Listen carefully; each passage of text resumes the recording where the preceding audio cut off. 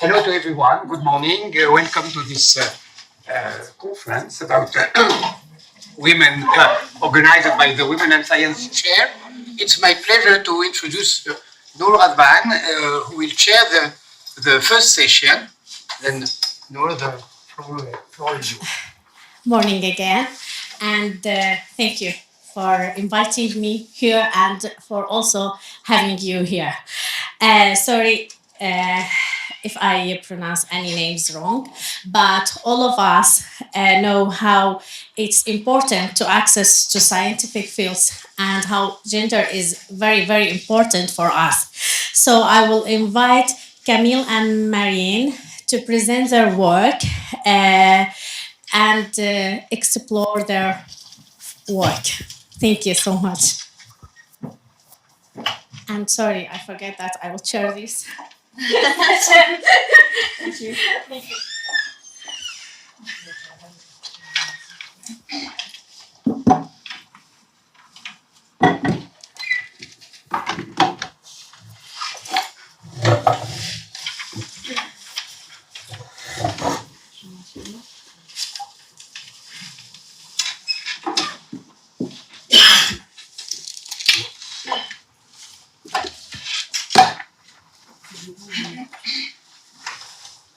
Vous voulez qu'on parle dans le micro? Oui, c'est mieux pour l'enregistrement. Ok. Il y a les deux fonctionnent normalement. Ok, bon, je vais voir ce que c'est peut-être mieux ça. Okay, thank you. Hello, everyone. So we are going to present our research financed by the chair.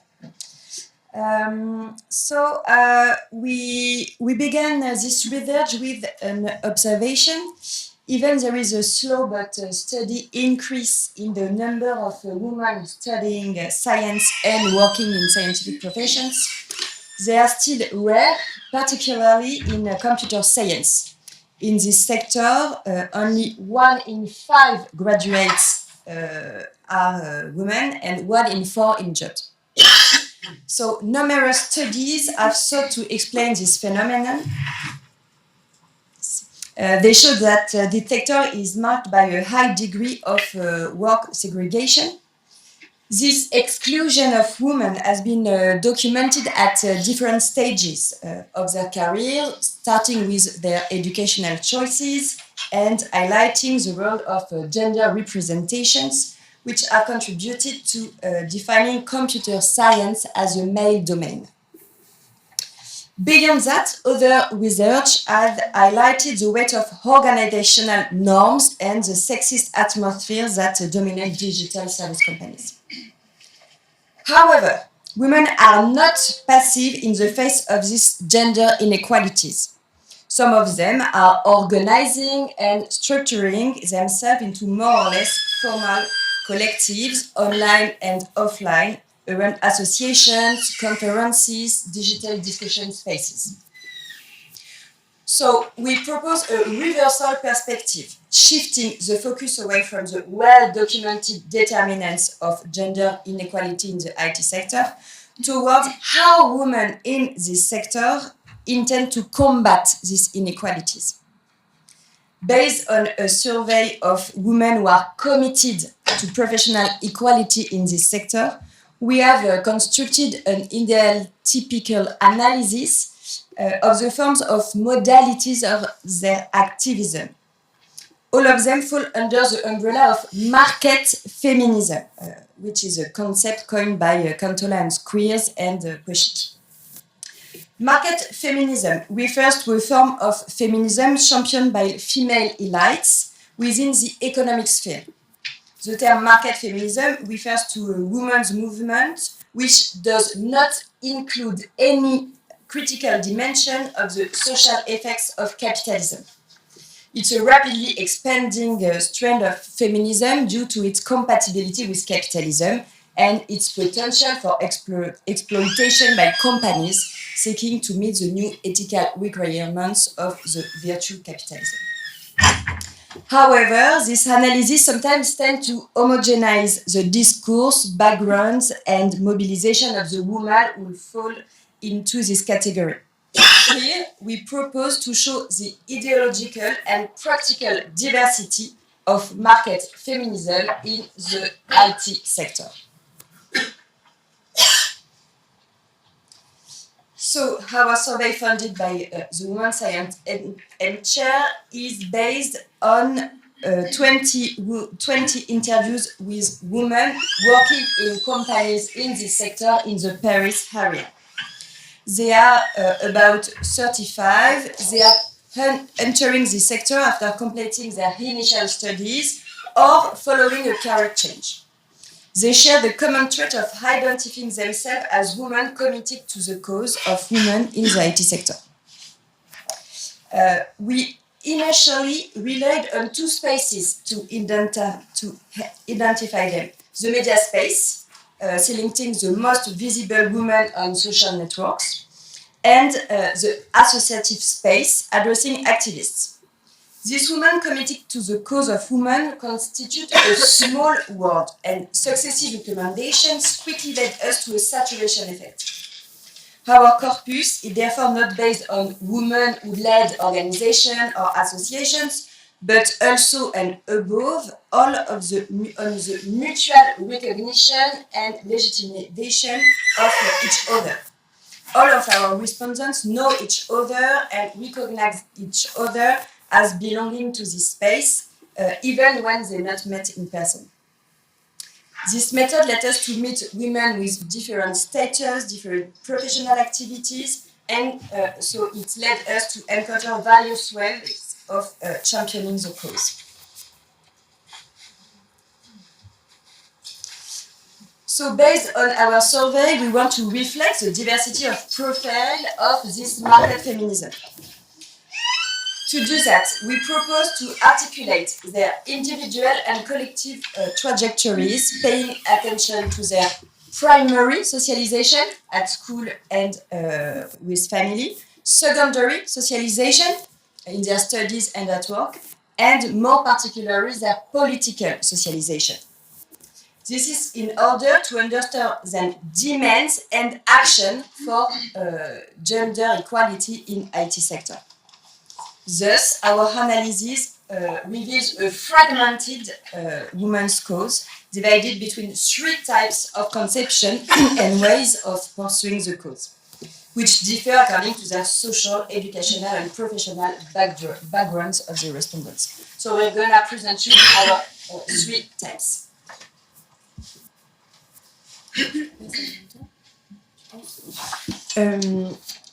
So the first profile we identified corresponds to women engineers whose activist careers are rooted in a masculine natural socialization and early exposure to political engagement. From childhood, these women grew up in environments where gender inequalities were largely invisible. They were encouraged to move beyond traditional femininity, often in families with atypical gender roles, like a mother doing a masculine job or a father working in a feminine field. So they also socialized. They also socialized mostly with boys, practicing activities considered as masculine at the time, such as football, and developed early interest in computers, video games, and programming. So this background encouraged them to do what they like and made them feel legitimate in masculine spaces. As a result, even though some teachers attempted to redirect them toward more feminine or general scientific paths, these women encountered few obstacles in their educational choices. They thus developed what we called a gender-blind vision of inequalities. Their educational paths are also marked by academic excellence and elite engineering degrees, which partly protects them from everyday sexism and allows them to access positions of authority within organizations. So, since they have been trained in male-dominated engineering school, they learned to normalize or even play along with sexist humor. At the same time, these women often follow upward career paths from technical roles to managerial or executive positions. So, even though their presence in male-dominated environments remains challenging, their authority limits their exposure to overt sexism and boys' clubs dynamics. However, over time, their gender blindness is challenged, especially through the experience of persistent pay gaps, despite equivalent qualifications and responsibilities. So this form of engagement promotes, engagement promotes a meritocratic, market-friendly feminism that aligns gender equality with professional success rather than structural critique. So what are they doing? Within this first form of market-oriented feminism, women emphasize the central role of technical skills in career evolution. Because their experience of inequality primarily concerns pay gaps and unequal positions between men and women, they defend the principle of equal treatment based on the formula equal skills, equal pay. This reflects a universalist and meritocratic conception of equality, characteristic of liberal feminism. So this ideological current, which emerged in the United States in the 60s in the struggle against discrimination, is based on the belief that existing systems can be improved and that women should be able to participate fully in the society on equal terms with men. So in the tech sector, this translates into a form of corporate liberal feminism, in which equality is defined as equal pay and equal career opportunities for individuals. This vision of equality does not lead them to question the structural mechanism that discourage girls and young women from entering computer science in the first place. Instead, they believe that it is possible to change organizations and career processes. So on this basis, their actions focus on two mainly symbolic dimensions. First, they aim to challenge gender stereotypes that associate technical expertise and computing with masculinity. They seek to counter the widespread belief that women would be less technical and more gifted with soft skills. To do so, they actively participate in technical conferences, deliberate and speak about highly technical topics in order to demonstrate their competence and encourage other women to take the floor. So this is what Carolina is saying in this abstract, where she says, I hope to see more and more women bringing the technical topics. I'm sure we're going to have more and more women at conferences, speaking and listening to talks, because that's a big concern. And last year at this conference, there were still maybe 70 or 80% men. So secondly, many of these women are involved in teaching and training initiatives for women who want to code. They also work to reform recruitment and human resources practices within their organizations, especially by promoting more transparent and standardized procedures at hiring and salary setting stages, where gender discrimination is well documented. So overall, these women act as intermediaries of a feminism that believes in the perfectibility of companies and promotes fairer organizational and salary practices from within. Their position is inherently ambivalent, since they are committed to women's cause, while remaining loyal to the organizations in which they have built successful careers. So this results in a moderate expectation for change, oriented toward incremental reforms rather than a fundamental challenge to gender norms and or structural inequalities in the tech sector. Okay, so let's go to the second type. Market feminists of this second type are different from the first. They demonstrate acute awareness and early sensitivity to gender inequalities. This is partly linked to a female and feminist socialization. Their sensitivity to gender discrimination is also linked to their social background or their migratory trajectory, which exposed them at an early age to various forms of discrimination, social inequalities, and racial discrimination. Their commitment is thus at the crossroads of a set of struggles that are not always limited to gender boundaries.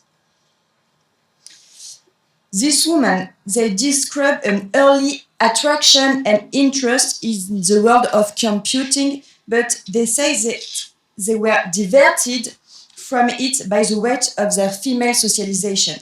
This led them to gravitate towards so-called female fields, leading to careers in social work, culture, communication, or services. They share the common experience of having been discouraged from pursuing technical studies by their teacher or parents, despite an initial interest in computers. We have, for example, here Hélène, which is a 36-year-old web developer. She recounts in an interview that when she expressed her desire to study coding, she was discouraged by her family. Why? Because her family thinks it's too complicated and it's a very male-dominated profession. So she studied history and English before training as social worker and worked during 10 years in social work. Then, those women have in common to enter the IT sector by retraining. This retraining most often occurs after a career break.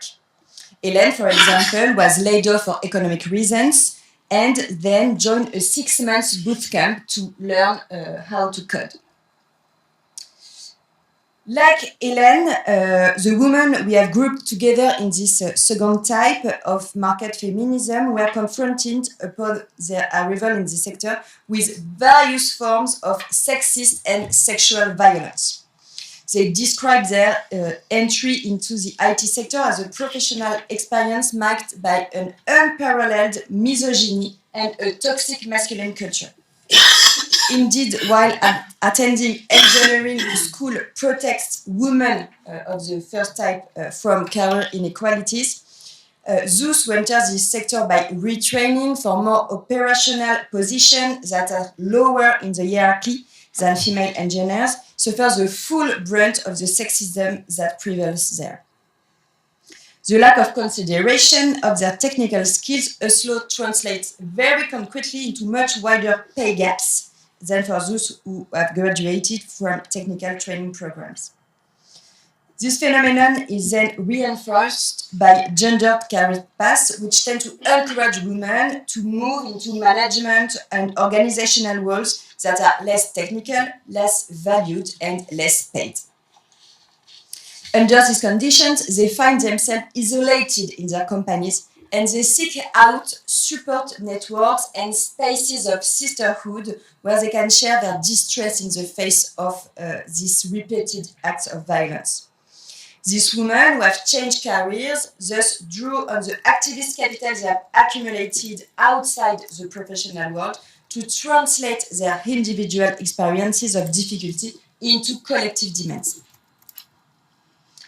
So what are they doing concretely? Their early socialization into structural gender inequalities leads these individuals to hold a more demanding conception of equality than those in the previous group.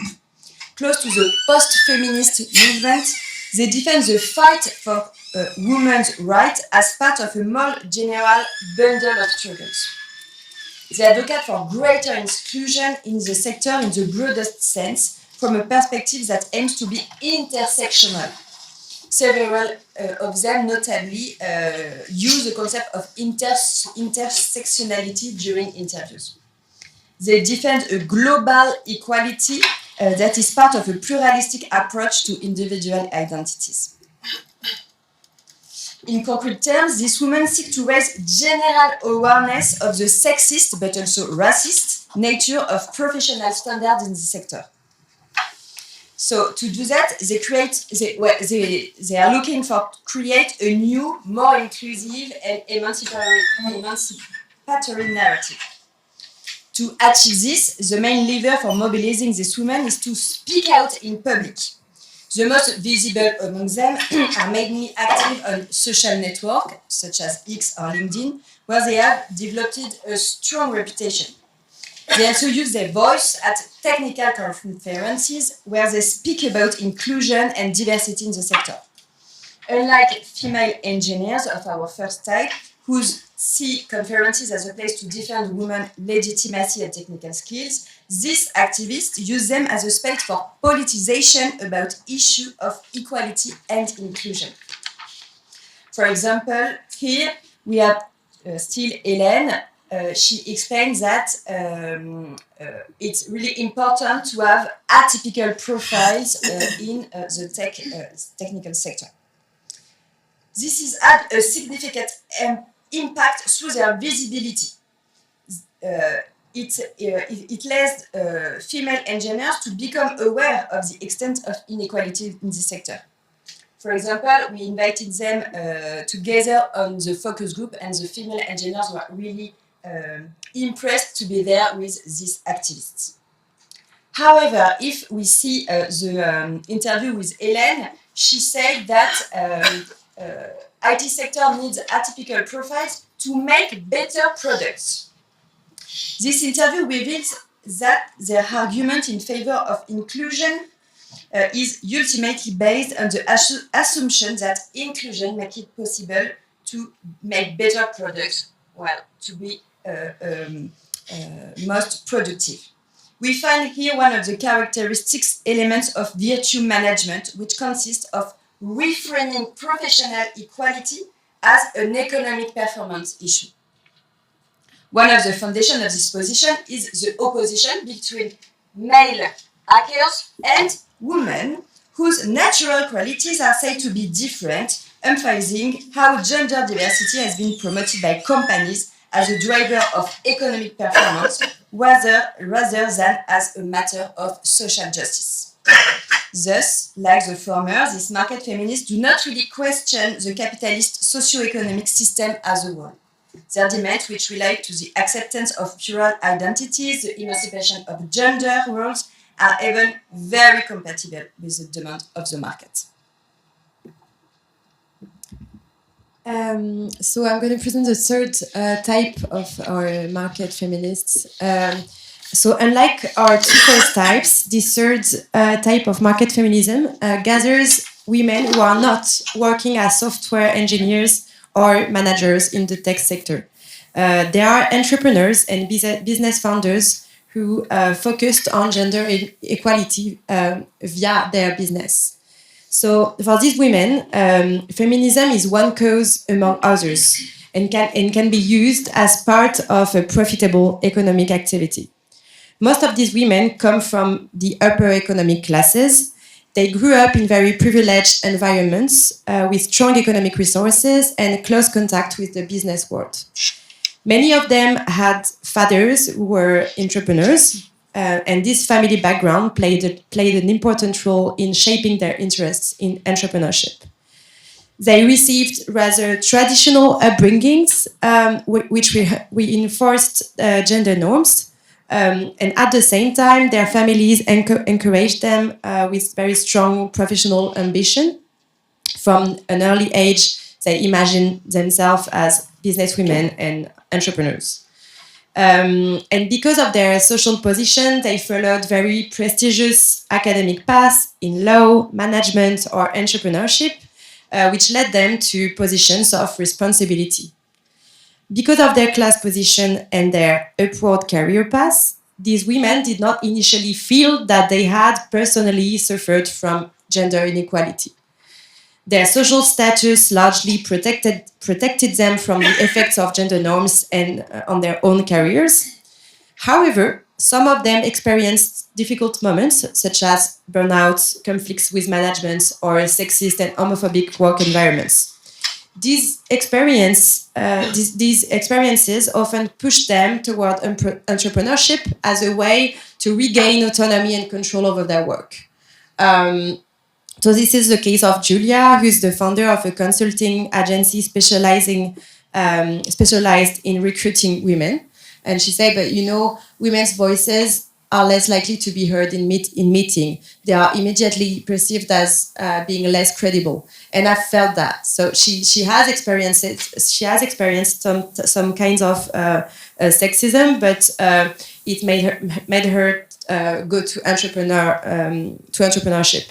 So they ended up creating businesses linked to gender inequalities in the tech sector. For example, they created businesses in diversity evaluation tools, inclusion consulting in IT recruitment, or coding school for women. Gender equality thus becomes both a professional field and a market opportunity. So in this third group, feminism takes a clearly pro-business form. The women we studied aim to improve gender equality in the tech sector by acting from outside companies through market-based solutions. They do not approach women's rights as a militant or collective struggle. Instead, they frame gender equality as a problem that can be addressed through market solutions, entrepreneurship, and business tools. Their approach is thus close to liberal feminism, since they encourage companies to change their recruitment practices, their career management, and their training policies. They also promote actions to fight gender stereotypes and encourage girls to enter technical fields.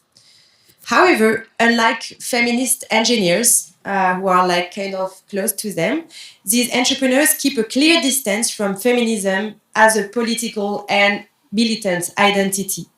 These women rarely describe themselves as feminists and do not want to be seen as activists.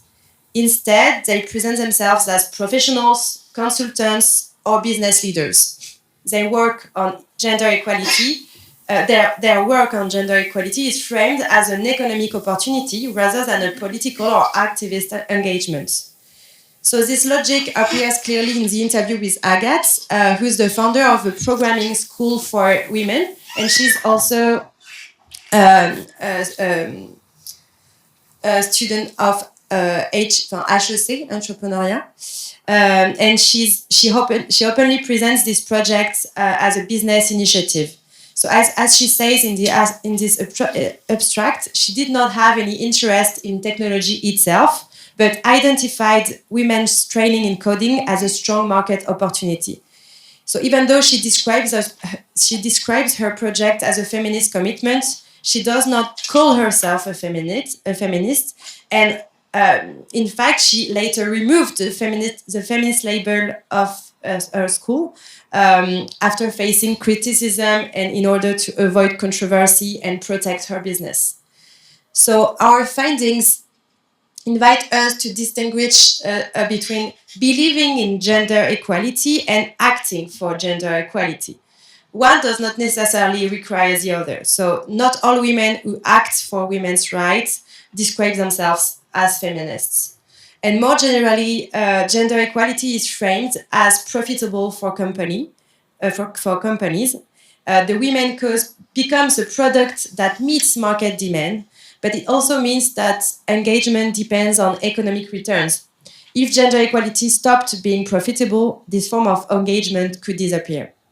So in conclusion, our work shows that market feminism is not a single and unified phenomenon. Instead, it takes different forms depending on women's social backgrounds, professional trajectories, and modes of engagement.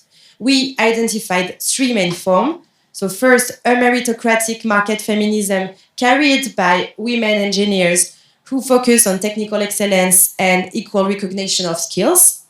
Second, an intersectional market feminism developed by women who changed careers and who are more aware of gender and racial inequalities. And third, pro-business market feminism promoted by entrepreneurs who coming from privileged backgrounds and whose business models rely directly on the women's cause. So our research highlights the fragmentation of the women's cause in the tech sector. And even though these women know each other, they struggle to unify their demands, their strategies, and their spaces of actions. Their actions makes gender inequality more visible and creates spaces for support, but they are also aware that these actions do not fundamentally transform capitalism or patriarchy. So thanks for listening. Thank you. Thank you so much for this amazing presentation. This is time for a question. So, please. Yeah, so I have a very quick question regarding the last sentence. When you are saying this woman could not unify their strategy, I didn't catch it exactly what you are talking about.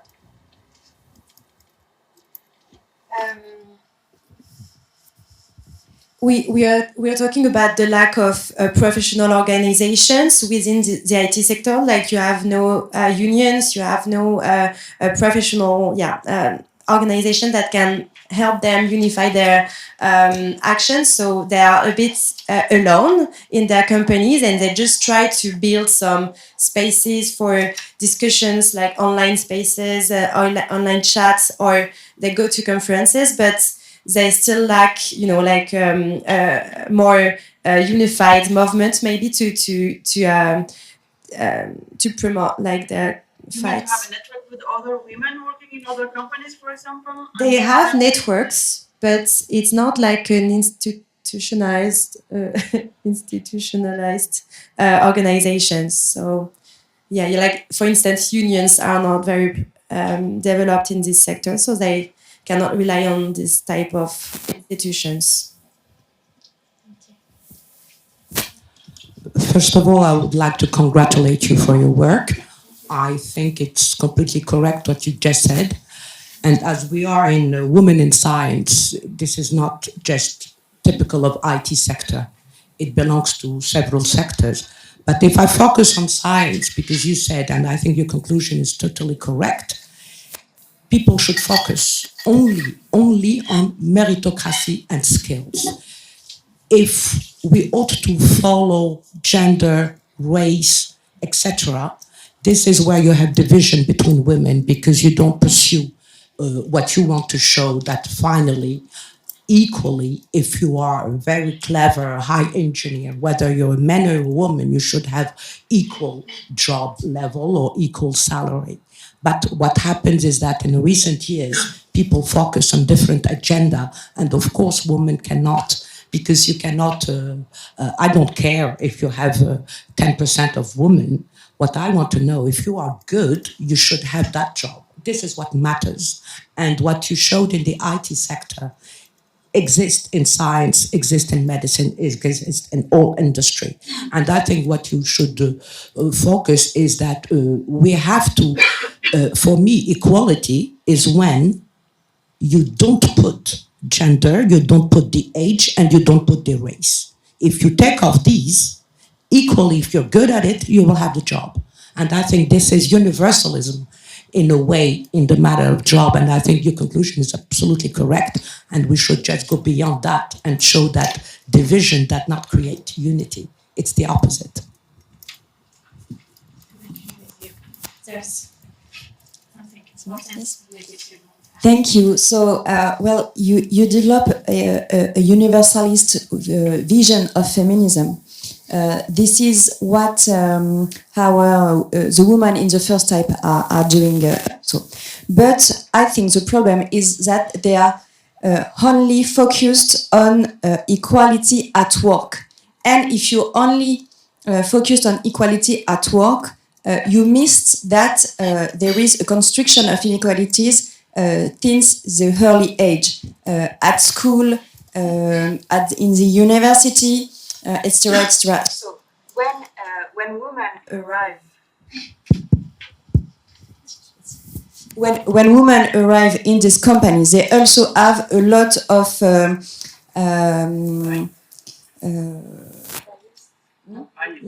bias, or there are a lot of difficulties, because there are a lot of women we met have been discouraged by their parents, but also by their teachers. Do not do this. It's a male male work. Women do not do that. Women are bad in mathematics or in informatics. And so I think we have to be aware of these inequalities, not only at work, but on all stages. Thank you. One last question.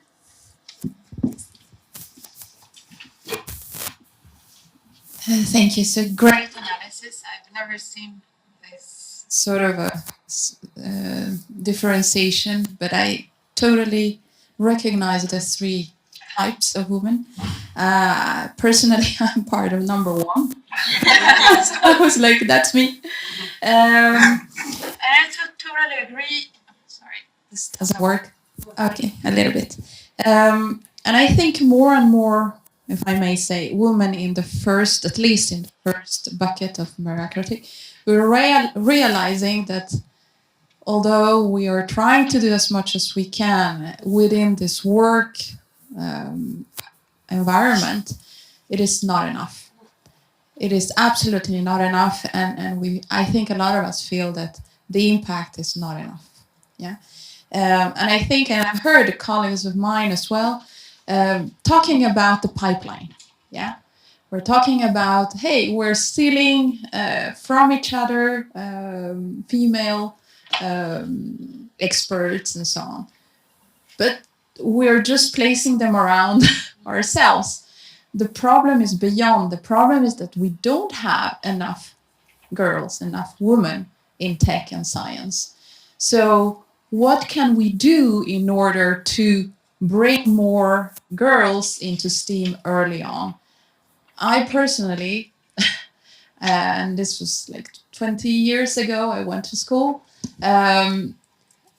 I was part of 8% of a class. Yeah, this is very typical, I think. And I've heard that hasn't improved even today. So how can we change that? Yeah, how is it that we're losing so many girls from math, from STEAM early on? I've read articles that this is happening already in the primary school. What is going on, and what can we do? I mean, and what can all of these women do in order to make this better? Yeah. So that's my question to you. Thanks for your question. About your first point, we also observed that some of the women who are like engineers are sometimes influenced by the women of the second type that arrive in the sector after a career break and who are more aware of what's going on. And so sometimes they raise awareness around them and help engineers to realize that actually there are some inequalities in this sector, even though they were like kind of protected by their socialization, their diploma, and their professional background. So we noticed that there is a raising of awareness in the IT sector in general. But also about the question you asked, yes, the problem is that we don't have enough girls in STEAM, but also, I mean, we've been also working on databases at a national level, and what we see is that a lot of women who graduated from STEAM do not pursue in this area and leave the sector, leave the IT sector during their career. So for me, it seems that there is another issue related to the professional culture, and which is a masculine and elite culture that makes it very difficult for women to just navigate this world and find their place, which is not the case, for instance, in other countries like in Malaysia or other countries where tech and IT is not seen as a masculine area. So I think the problem is changing the professional culture and fighting against the sexist aspect of this culture, which is if you know the IT sector, you could agree on this point, which is particularly an issue. Thank you so much. Thank you.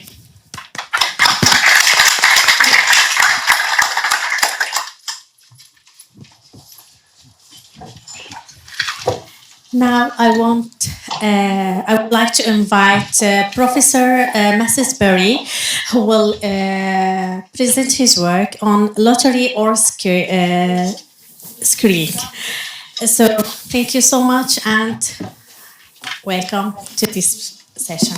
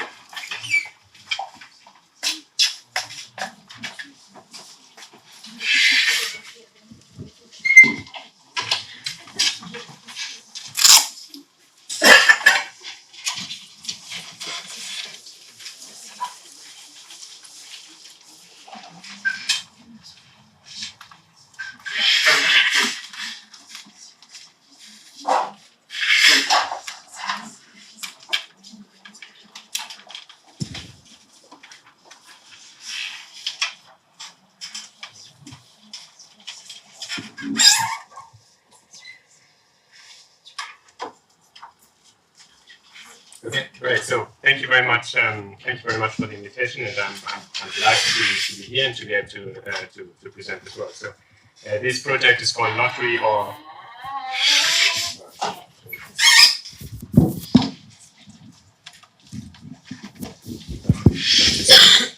So this project is called Lottery or Screening: University Admission Systems, Student Gender Composition, and Career Outcomes. My name is Matthias Perry from the University of Surrey, and this is joint work with Nate Velkoop from the University of Chicago. So first of all, we are very grateful for the.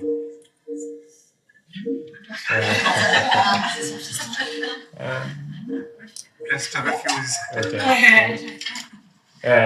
So we're very grateful for the support and funding from the Women and Science Chair, and we acknowledge the data that we use for the project. So this is data from Statistics Netherlands.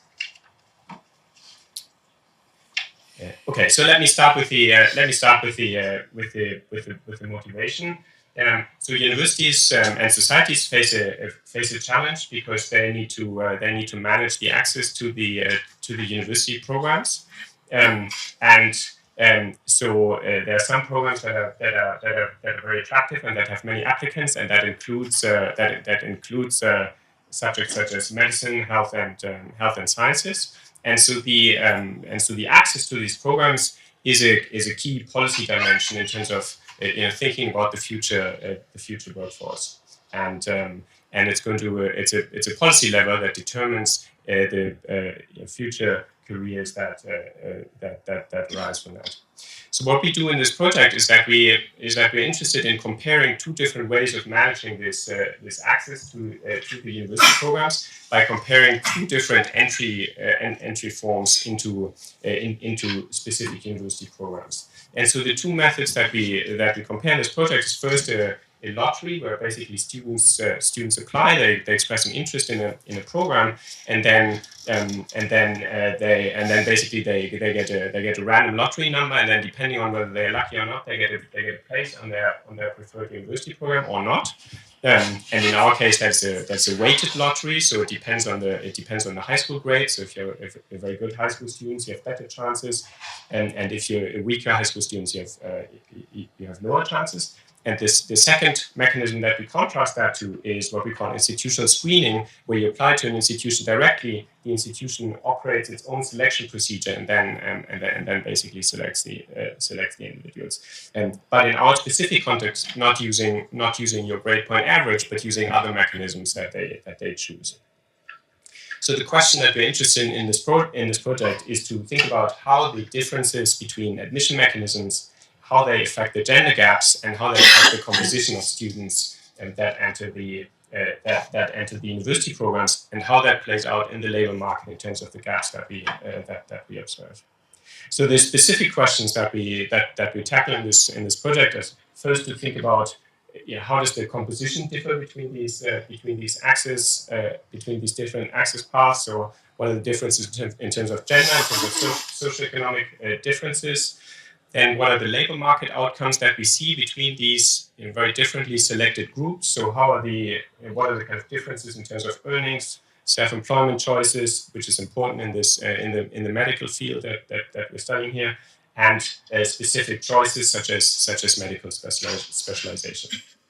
And then finally, we look at whether a particular modification in the application process that guarantees a particular set of spaces for top students, whether that affects the application behavior differentially between men and women.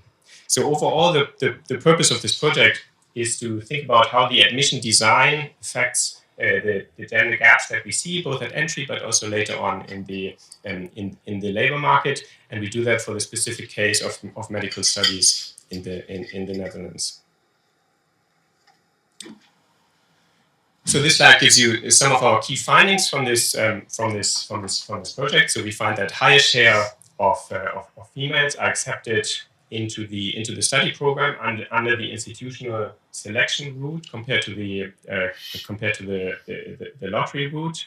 Then there's very strong socioeconomic stratification. So the kind of students that are accepted in the institutional via the institutional route is very different from the from the type of student that enters via the lottery.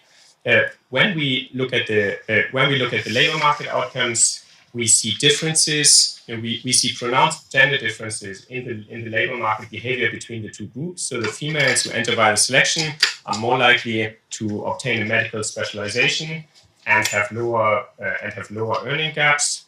And finally, the specific intervention that guaranteed admission route does not seem to lead to sustained kind of differences in the application behavior in our setting. Let me talk a little bit about the institutional background and the kind of policy changes that we're studying in this project. So here we're looking at medical studies in the Netherlands. So that's a six-year program. There are 8 medical schools in the Netherlands, and then afterwards there would often be a specialization phase that could be either to GP or to a specialist. So overall, the training period for medics overall would range between 6 and 11 to 12 years. And then the number of seats that are available that students can take up at the entry level is determined at the national level every year, and it's heavily oversubscribed. So the number of applicants is much larger than the number of seats. So that there's a lot of bite to these selection processes, both in terms of the institution and to the lottery. I will talk a little bit more about the gender gaps that we see in the labor market, but this has evolved a lot. So here one example statistics that we give here is that over a roughly 10-year period from 2011 to 2022, the share of female GPs has increased very strongly from 45% to 63%, and the share of female specialists has also increased very strongly over that time period from 35% to 48%. Let me give a little bit more detail about the admission mechanisms that we're interested in. This has been a very dynamic area because there have been a number of specific policy changes, and to some extent our analysis follows those policy changes. So historically, up to 1999, all the places or practically all places in the lottery were allocated by weighted lottery. So you would come with a high school grade that would determine your priority in the lottery. Then you would get a number in from the lottery algorithm, and then depending on whether your number is high enough or not, you would be allocated a place. And so then from 2000 onwards, there was a shift towards giving institutions more control about the selection process, and so institutions were then able to basically select as institutions directly from the applicants. And so that was initially that was a relatively small proportion of places, but then over time that grew and became the dominant mode of admission. And so in this in this figure here, you kind of see the timeline. So since 2000, selection was introduced initially a maximum of 10%. And then for a long time, that has been a kind of a hybrid scheme where both of those access routes were available. But then since 2017, there was a period where there was full, where all the places were allocated by institutional selections individually without a lottery. And so at the moment there's a lively kind of policy debate in this area. And in fact, from 2024 onwards, the lotteries are having a return, and they will again form an element in the entry mechanism that reflects in part considerations about the importance of socioeconomic backgrounds and trying to promote social mobility. And those are some of the things that we also see in our results. And then at the bottom of the slide, you see some of the references to that to quite a broad literature on this question. So this graph shows you the kind of proportions of these different axis routes. So here we are looking from 2000 to 2013, which is the end of the data that we use, and you see that at the beginning of this time period, the vast majority of places were allocated by the lottery mechanism, with very few places allocated by the institutional selection. And then over time that shifts, and so the institutional selection then grows and becomes the dominant admission form towards the end of this period. So there, the medical schools would choose their entrance based on multiple criteria, and so there's a lot of heterogeneity in the kind of instruments that the universities can choose. But the kind of dimensions that they would assess, they could include the study motivation, the skills that they have, the knowledge relevant to the subject, previous education, extracurriculars, but not explicitly the grade point average that they obtained in high school. And then finally, you see this red line, the guaranteed places, and that's the kind of policy element that we're studying towards the towards the end of the analysis briefly, where basically the students with the highest kind of high school marks were offered a guaranteed spot, so they didn't have to enter into a lottery, or they didn't have to go through the institutional selection, and they were given a guaranteed place.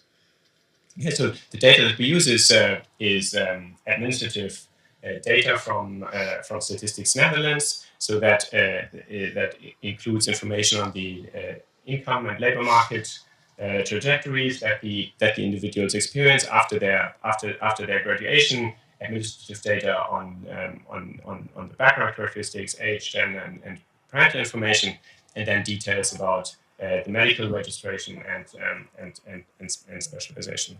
And then we combine that with information from the university admission system.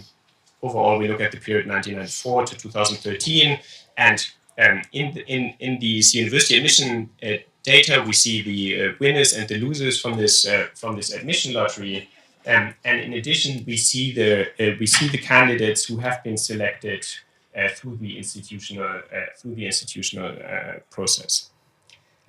So one particularity about this data is that we don't see the unsuccessful applicants to the institutional selection. So we will not make a comparison between all of those people who applied for the institutional selection, but instead we're going to make a comparison of all those students who were successful in entering the university route, and we're going to compare those who were successful through the institutional selection with those who were successful through the lottery stage. Okay, let me just give you just a few statistics. So because this is population-wide data, we have very large samples, and we observe many individuals. And so here we're basically looking at the at all those students who start medical studies, and so over the period that we look at, the majority here comes in through the lottery rather than the institutional selection. The majority of students is female, so overall 62% are female, and then we see background characteristics on the high school GPA, the income that the individuals obtain after their studies, indicators for self-employment, the specializations that they choose, and also information on the parental background. So we see whether the mother or father are medical doctors or registered specialists, and then finally we see when they applied.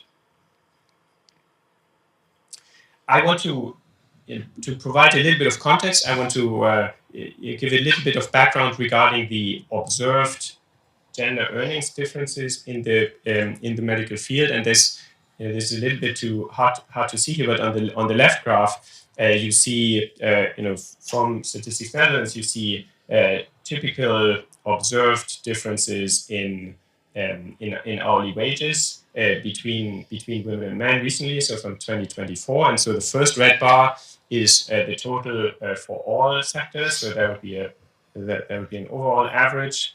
And then the lower red bar is relevant for the health and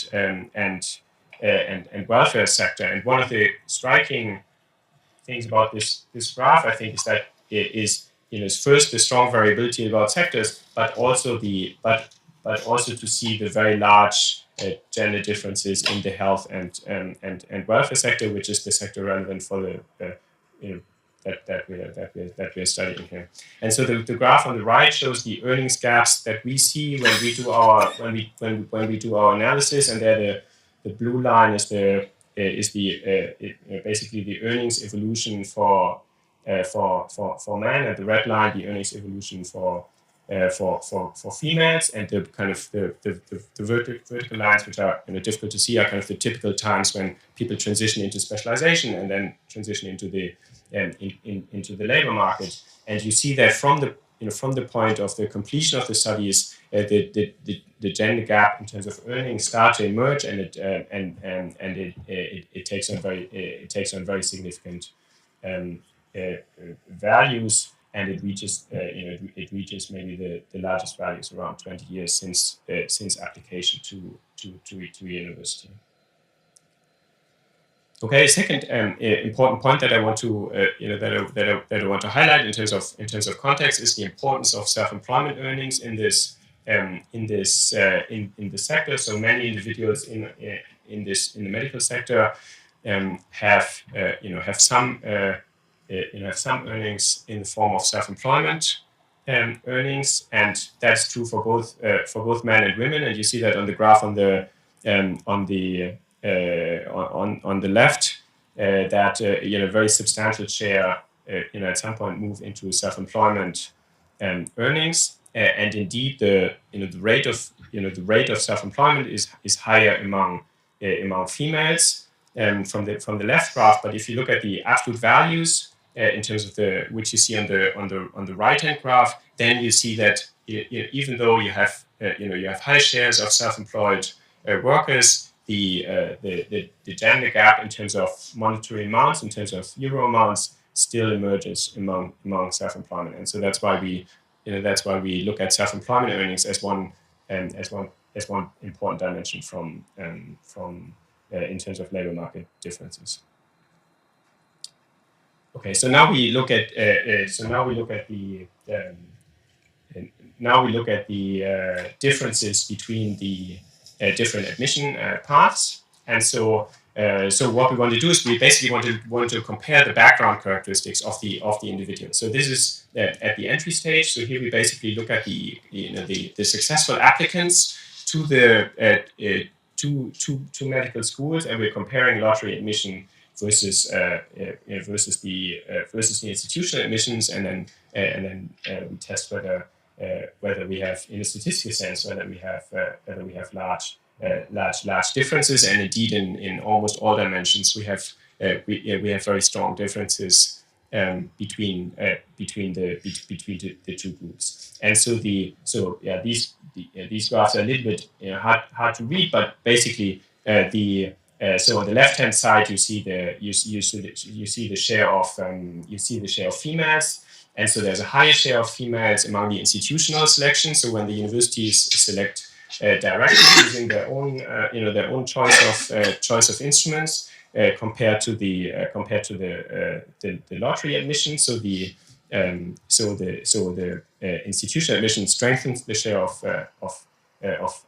females, while in terms of grade point average, the students who enter by the lottery have higher grade point averages, and that will likely reflect, at least in part, that the lottery is weighted so that if you're a very good student, if you have a high GPA, you are prioritized in the admission mechanism.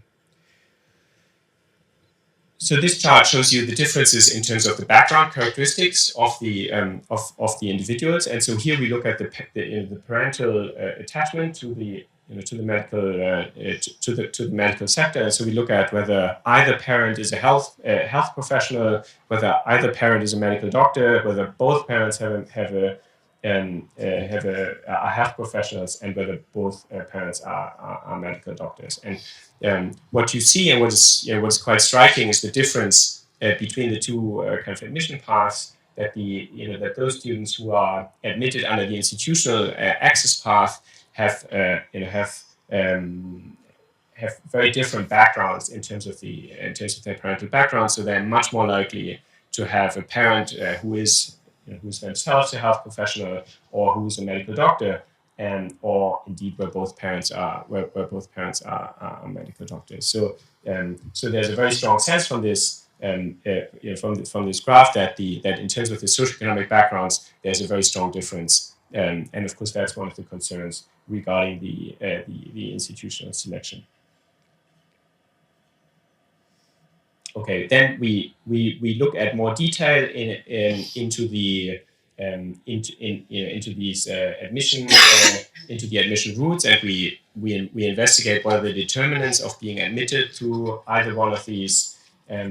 Admission routes, and so here we basically model whether you are admitted through the institutional admission route, and what comes out of these results is the importance of the GPA, so differences by GPA, the importance of the family background in a way similar to we saw on the previous graph, and then the differences in terms of gender, so that the effect of the effect of background characteristics and of GPA differ by gender, and so here we see, for example, the influence of parental income, so father's parental income, and background characteristics such as whether the parents are medical doctors themselves. So then, in the next step, we move forward and we look in the labor market. So we basically observe then how the individuals do in the labor market in terms of income and self-employment outcomes. And the question that we ask is how do these gaps differ depending on which admission route they have they've used, or they've been successful to secure their place. And so one quite striking finding is that the individuals who have accessed the medical school through the institutional selection tend to perform stronger in the labor market in terms of earnings, in terms of the annual earnings that they obtain. So they would have so the institutional selection is associated with about an 8% higher income, which is quite a substantial gap between these two groups. When we then look at the interactions, so we ask what's the difference by gender in the labor market, depending on which access route you have chosen. Then the results indicate when we look at level earnings, so euro amounts in terms of income that individuals obtain. We see that the females who have started through the institutional selection perform better, are more successful in the labor market in terms of earnings by quantitatively large amount, and indeed this difference this seems to be mediated by differences in self-employment income, so that quite a big part of this income gain is explained through increases in self-employment income, even though there's no direct difference in terms of the probability of self-employment. So then we look at other outcomes that relate to the choices in terms of medical specialization, and of course that's quite an important outcome when we think of how do we want to train our medical workforce, and how do we want to select those students who we admit into medical school.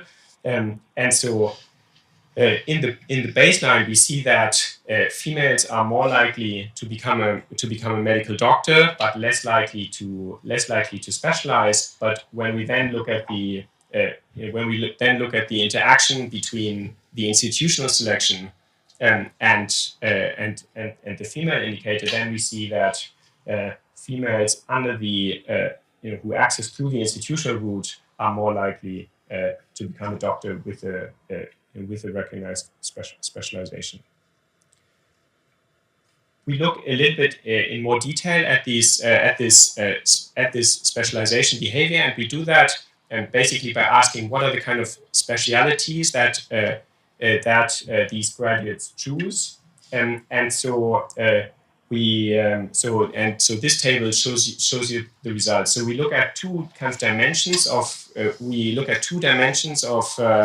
characteristics of medical specialization, and that is, first we look at how what's the typical share of females in a given specialization, and so we basically ask, do individuals what's the female share within that specialization? So the question that we're interested in is whether these admission differences are, how do they interact with existing gender gaps, and do they affect the kind of gender mix within the specialization? And then we also look at the typical pay. So is this a typically high income specialization, or typical low earning specialization? And so in the baseline, we see that on average, females tend to choose those specializations that are more female intensive. So they follow the more typical specializations in terms of the gender mix, and they choose specializations that tend to have lower earnings on average in the baseline. But when we look at the interaction with the institutional selection, then we see that actually this institutional selection appears to be able to reverse that pattern, so that those females who enter through the institutional selection choose specializations that are less female on average, and that have higher typical earnings on average. So there seems to be something quite systematic that in some sense affects the gender mix and the kind of way in which individuals select specializations that in some sense is quite distinct in the institutional selection. Okay, so I just want to talk. I don't have a lot of time, have I? Yeah. You still have 12 minutes. Say again? You still have 12 minutes. Okay, that's fine. Okay, so then I can talk. Then I can talk briefly about then I can talk briefly about the guaranteed places. So as you will be aware, there's a very big literature that looks at differences in risk preferences and the kind of implications that can have for university applications, and more generally the questions around gender differences in terms of risk preferences. And so for that reason, we've been interested in a second policy change that basically looked at, that basically guaranteed for the very top applicants, guaranteed a place so that they wouldn't have to go through the lottery, but instead they had a guaranteed slot. Now, for context, I have to say that these students already before, because it's a grade weighted lottery, these students already before this policy change had very high chances of obtaining their place. But there are very well known examples of individual students who had very good high school marks, wanted to enter medical school, but were unable because they were particularly unlucky in the lottery, and that in part led to this policy change of guaranteeing spots for these top students as measured by GPAs. So the question that we're interested in is whether we see changes in terms of application behavior from that policy change, and we're basically comparing a change around that was introduced 1999 in that before that everyone had to go through the lottery. Afterwards, the top student had a guaranteed got a guaranteed place, and so that might have reduced uncertainty especially for risk-averse students. It would have made the accessibility of the slots more salient, and conceivably, but harder to detect, it might also lead to changes in the kind of incentives for high school students to work towards very good grades. So what we do in this part of the analysis is basically that we compare the top group of students, so the highest mark students, with the next lower category of students, and we ask whether there's a change in the rate with which students target medical school. Okay, and so this shows you the kind of timeline here. So here you see basically among the good students, if you like, what's the share of top students that apply for medical school. So that share is around 40 to 50% roughly through most of this time period. And so you see that. So you basically see here from 94 to 2006 for every year you see that. You see that probability, and then in 1999, that was the introduction of this policy shift with the guaranteed places, and in fact we do see that there's a peak in that particular year. So the share of top applicants was particularly high in that year, but there's not been a sustained increase. And there's a lot of year-to-year variation, which is important to keep in mind. But it doesn't seem like that there's a sustained increase in the applicants for that category. And then we repeat that analysis looking separately at by gender, so comparing females and males. And again, we don't see even though this peak just at the time of the introduction is observed for both males and females, but there doesn't seem to be a very strong, very sustained differential response to this policy change in the following year. Okay, so let me conclude. So first of all, the admission systems matter. So introducing these changes, moving from a lottery to institutional selection, and moving back towards a lottery affects who enters medical school and how the subsequent careers unfold. So there's an important interaction with gender in terms of understanding the long run career outcomes. So in this analysis, we look at how does this selection affect the composition of students and the resulting outcomes in the labor market. We see that the institutional selection leads to smaller gender gaps in earnings and self-employment outcomes, and we see increased rate of specialization among females and reduced gender patterns in the specialization.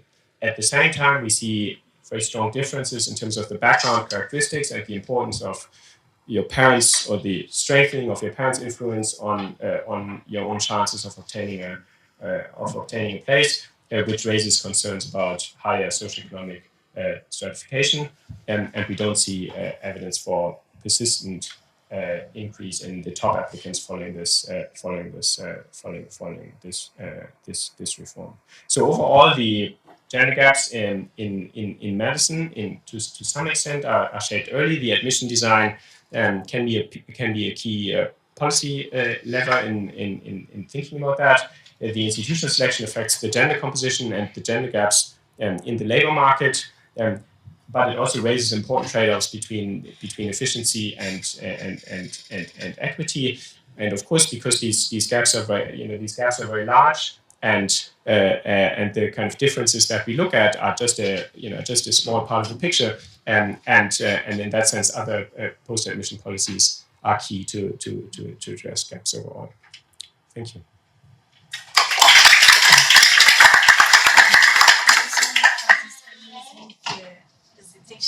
So this time is for question.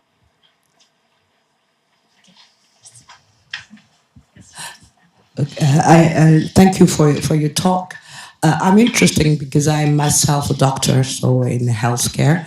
So it's strange because this is a picture in Netherlands, right?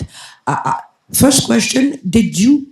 Because in France, in the recent years, we've changed the system how to enter medical school. For one reason, there's a shortage of doctors. So that changed everything.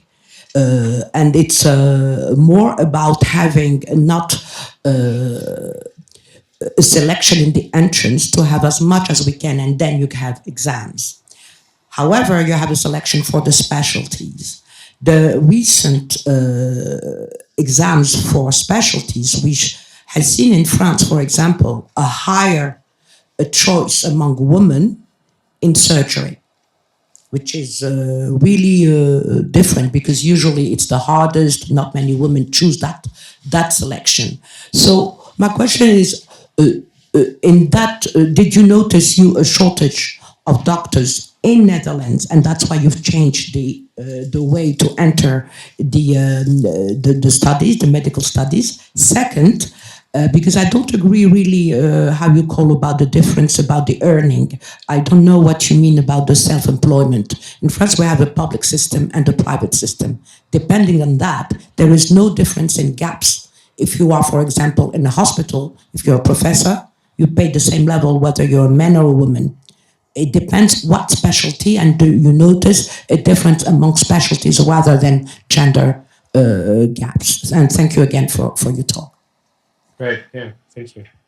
Yeah. Thank you. So these are really interesting points, and also points that would be interesting to pursue further. So I appreciate the interaction with the overall picture in terms of the shortage of medical doctors, and of course that also has lots of dimensions. That can also have a spatial dimension, because you may have sufficient doctors in one area, but you may and so these questions interact. And we haven't investigated that. We haven't investigated that so far, but I think that's an interesting point. Over the time period that we study, the medical studies have been heavily oversubscribed, so there were lots of applicants throughout. But of course, there may still be differences when you look at once they reach the medical doctor stage. And I also appreciate the question about the international comparison. And I think that's another point to take forward. Thank you. Yeah, it's a super interesting setting. I guess I would be very interested in mechanisms. So you don't really talk about mechanisms, right? And so I think it'd be interesting to know like why this selection leads to this change. And I don't think it's very clear yet. I think so. My understanding is that earnings of doctors. So the gender gap in earnings of doctors arises because. Especially if you're self-employed and you have children, for women, this affects their ability to essentially earn at a comparable rate as men. And so in that context, I'd be very interested in understanding the role of the family background, because if your parent is a doctor, you can take over the practice of your parent. And if you're sort of embedded in the medical community, it may be easier to find replacements if you have children. And that may affect your ability to essentially keep on earning even if you have children. So I think understanding the role of family background would be really important, and I'd also be really interested in seeing the analysis for the self-employed, for the employed, separately from the self-employed. I think that in terms of specialization and things like that. Yes. Okay, these are really interesting points, and I think looking at the role of family, family background, and how that interacts with the effects, that would be very interesting. Yes, but we haven't done that yet. Yeah. Thank you for your question, for your presentation, and also for your question, because it's very linked to mine. I have a quick question about the self-employed figure you showed. I was wondering whether you have the amount of hours worked by those people. And that is because my understanding is that women self-select themselves in a career in which they can, decide, for example, to stay home if they have children. So they self-employ themselves more because they can arrange their days easily. And so you have work hours when it's not self-employed. You have the earnings per hour when it's not self-employed, but when it's self-employed, you don't have the amount of hours in the picture. So it should be, it will be more informative if you can also give us an idea of how much hours they work. And also I spotted a difference when you show us the descriptive statistic about both parents, doctors, and I think I noticed a higher number of women, but not that it was really it was here. The both parents. Now you have one specific with the mother doctor, Mm-hmm. and so maybe is there a role of a female role model in the family? Like if your mother is a doctor and you are used to have a mother that works, then you're more working more hours. I see. Okay, that's a very interesting. Yes, that's a very interesting point. Yes, and the last point is because it is difficult for me to accept the results of your analysis. I was because the lottery should reduce gender gaps in theory. But you find opposite results, and I was thinking maybe is the lottery exacerbating a sort of imposter syndrome for women? They say, okay, I'm in, but just because I won a lottery, and so that's my idea. Thank you. Okay, thank you. No, thank you for the thank you for the question. So most of the labor market outcomes here that we look at are basically annual amounts without taking into account the hours. And of course, that's a very important kind of possible mechanism. But because these are, in some sense, this is based on tax records, so that these data that we use for this wouldn't typically have the hours, but we may be able to to do a separate analysis that tries to understand more the labor supply effects more directly. So I appreciate also your comment about the role model. And that was also the reason why I kind of highlighted this effect that we found, even though it's not precisely estimated, but that there seemed to be a large estimate for the role of mother's medical doctor, which would be consistent with the role model. But I agree with your suggestion also that could play a role later on in the labor market analysis. Another question here. Thank you very much for the talk and the interesting questions. I guess a follow-up question to you. I know absolutely nothing about medicine or the data or the background here. I'm an engineer and have nothing. But I wonder you make this distinction between the selection process, which seems to me very fundamentally different in terms of philosophy approach that two different institutions might have. Is it via lottery on grades or is it via interview or selection? Does that philosophy of the institution carry through to many other things in the way that they teach? Or after that, you assume that everything is absolutely identical between the way that students are taught? And if you favour more maybe the interpersonal skills at interview or something over grades, then does that carry through in the way in which you're taught and encouraged to, is there something else happening in the data because of the nature of those institutions? Yeah, that's a good question. So one important point that that would in some sense limit those kind of effects would be that that this overall shift was basically, so before 2000 all medical schools had only the lottery, and then towards the end of this window all institutions would only be doing institutional selection. So in some sense it's a national so even though there may be differences in terms of timing when institutions or the amount of places that that they might have picked, but the overall shift is a national shift that have affected all that kind of affects all institutions, and we also try to incorporate these kind of questions in the analysis by trying to account for which institution did you attend in terms of the labor market analysis, so that you can interpret the results as being within trying to hold constant the exposure to the institution. But I agree with your with the starting point that it's it's very different in terms of understanding and in terms of context. Thank you. One more last question. Does anyone have any question? So, thank you so much. You have a question? No. Okay, sorry. Okay, thank you so much. Hello again. I hope you enjoyed the coffee and the sweets. It was very delicious. So welcome again, and let me introduce Professor Isabelle from Aix-Marseille University in France, and I would like to give her 13 minutes to present her work, and thank you. Thank you so much. Hi, everybody, and thank you for the invitation. I'm very happy to be here and to have the opportunity to present my work, and more generally, a collective work we have designed at Aix-Marseille University and many colleagues from 5 other countries. So I would like to share with you first of all, a study we have conducted at the CNRS on senior researcher position, which shows the influence of gender stereotypes in this hiring selection.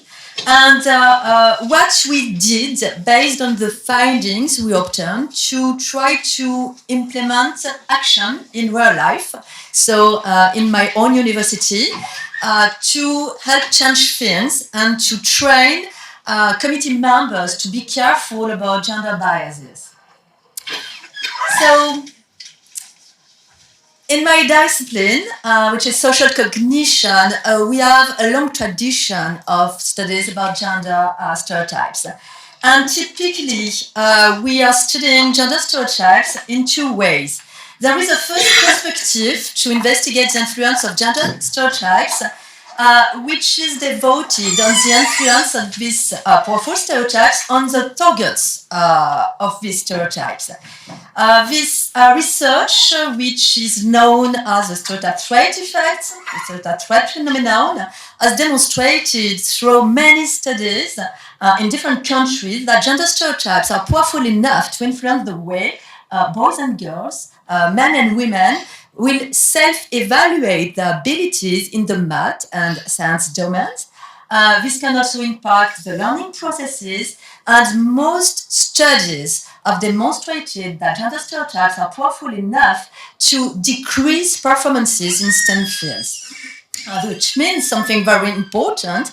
It means that because of gender stereotypes, many girls and women can perform below their true abilities. So when we are talking about meritocracy, and of course it is important, it's quite difficult because it's very difficult to distinguish what is the true abilities based on the performance observed for girls and women in math and sciences domain, and what is the influence of biases such as gender stereotypes. It's very difficult, so be careful too. There's so many researchers that based on gender differences and performance conclude that, oh, you see, there are differences in competencies between men and women because of biological sex. So be careful about that. So it's complicated. And there is another perspective in the way to investigate the influence of the term gender stereotypes is to focus on the perceiver's perspective, which means those people who hold gender stereotypes, be they agree or disagree with the content. It is not the matter. The matter is whether or not the gender stereotype is stored in memory as a knowledge, as an information. We can disagree with them, but the fact is, this is an information stored in code in my memory.